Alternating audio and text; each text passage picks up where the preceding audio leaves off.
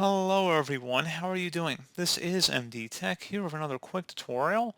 In today's tutorial, I'm going to show you guys how to resolve the error code 0x80370102. The virtual machine could not be started because a required feature is not installed.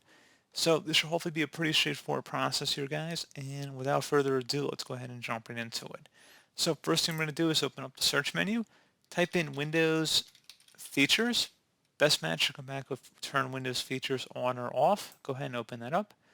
And you want to locate Hyper-V, and you want to check mark or click inside of that box if it's not presently filled in, and select OK.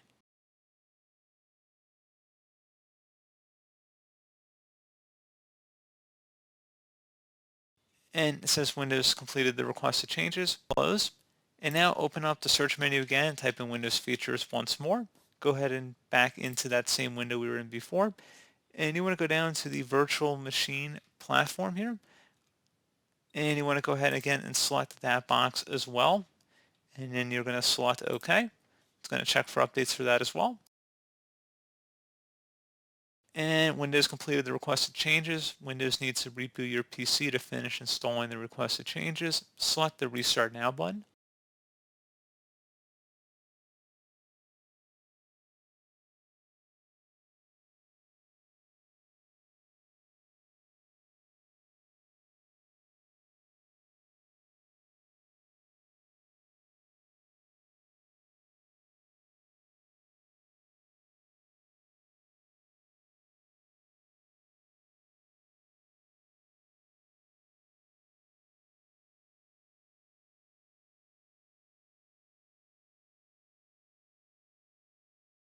And there you go, guys. So hopefully I was able to help resolve your issue. And as always, thank you for watching. Do hope I was able to help you out. And I do look forward to catching you all in the next tutorial.